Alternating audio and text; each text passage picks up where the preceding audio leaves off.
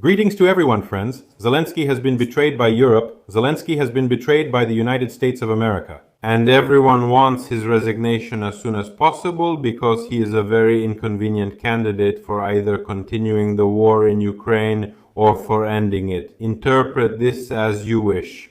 But directly, Zelensky himself actually accused both Europe and America of wanting elections in Ukraine, exclusively in order to remove him from power and not to ensure, let's say, democratic factors in the change of power in Ukraine.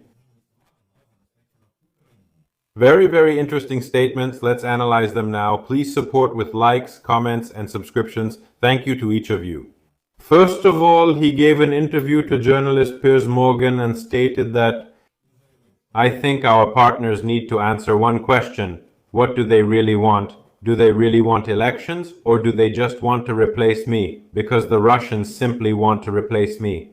Why does the government actually think that the Russians just want to replace him, and where does this accusation come from? What does it mean that absolutely everyone wants to replace him? That's what they're actually saying when they talk about elections in Ukraine.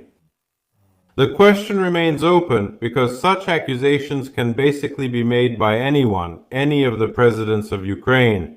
Poroshenko himself in 2019 could have said, "Are you sure you want us to hold elections, or do you just want to remove me from the presidency because that's what the Russians want?" Well, we have some constitutional processes, constitutional procedures that must be followed, but right now they are not being followed.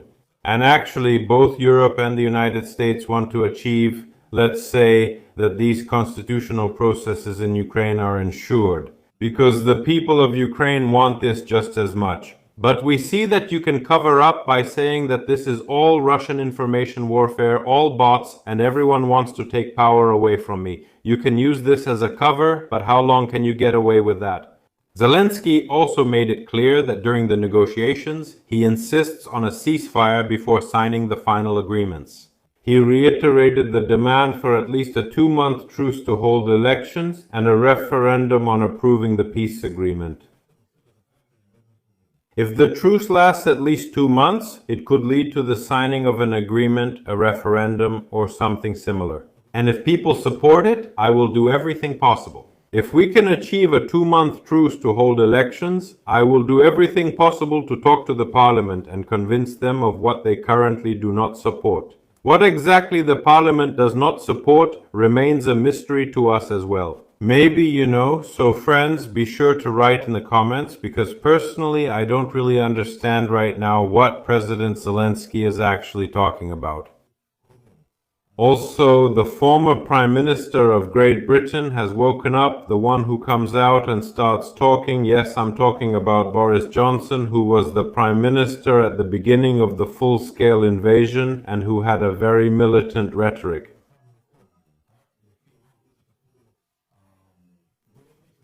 Yes, he is now also asking a very clear question, the answer to which we have been looking for a long time, and there is still no answer.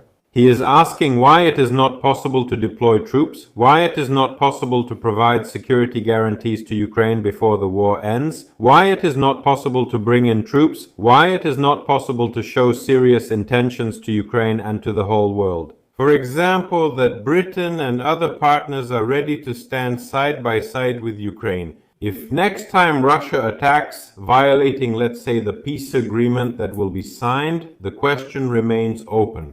You can have different opinions about Johnson, but that's a very good question because, in fact, as of today, both the United States and the countries of the European Union, or the European part of NATO, let's say, are themselves artificially creating obstacles to achieving peace in Ukraine. For one simple reason, because Zelensky, as we can see, is not ready to end the war until there are security guarantees, while Europe says that until you end the war, we will not provide any security guarantees. And this leads to only one situation: the war simply continues. Next. Ukrainians still have to be caught on the streets and told that if we don't catch you now, Russia will capture all of Ukraine. And is that all? So we see that politicians are still just doing politics. And today we are reaping all the fruits of such brilliant diplomacy. citizens of Ukraine who have no access to power or money. We know that those who have access to power or to money or to both, these people are absolutely not threatened by war nor by forced Russification. And basically, their lives are radically different from the lives of ordinary Ukrainians who are forced to sit without electricity. Because not everyone can afford power stations that cost 100,000 hryvnias. People who are forced either to look for some low-paid job with a reservation to avoid going to the front, or in fact to go to the front. Those who have a bit more money can, in fact, use corrupt schemes, which are also created in the territorial recruitment and social support centers, to go abroad and build their lives there. I'm talking about people who are currently, in fact, forbidden to leave the country. So, friends, the question here is quite simple and straightforward. What do you think? Is it necessary to hold elections in Ukraine today? Presidential elections, local government elections, parliamentary elections? Because we've already seen multiple statements, including from the military, who also say that things can't go on like this. That the parliament today has simply turned into an ordinary farce.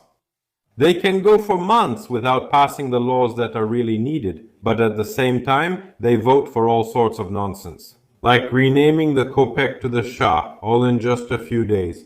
What's more, when it comes to bills, and there are a lot of such bills too, which are first voted on, for example, in the Verkhovna Rada, and then lie on Zelensky's desk for months or even years, and he simply ignores them, even though he has a constitutional duty to either sign and publish the law within 14 days, or reject it and send it back to the Verkhovna Rada for revision, which in principle also doesn't happen. And by the way, we have plenty of such examples as well. If you're interested in discussing them and analyzing such documents, such draft laws, let us know in the comments and we'll do it. I can only recall one, that's draft law number 9559D, which was supposed to allow communities to legally finance the needs of the defense forces, basically to donate from local budgets. Because up to this day, there is no such legal right. But there have already been petitions, including some that didn't gather the required number of votes. So actually, it's impossible to transfer money from local budgets to the armed forces of Ukraine in a normal, proper way. And despite the fact that 303 members of the Verkhovna Rada supported this decision, Zelensky still hasn't signed anything. That happened, but the petition was actually created back on November 29, 2024. So, just imagine how much time has already passed and Zelensky still hasn't signed it. And we see that the constitutional duty to sign or reject bills in Ukraine, unfortunately, also isn't working today. And in fact, the bill is stuck, and no one can do anything about it. These are the stories we end up with. Share your thoughts in the comments. We'd love to read them. Have a great day and see you next time.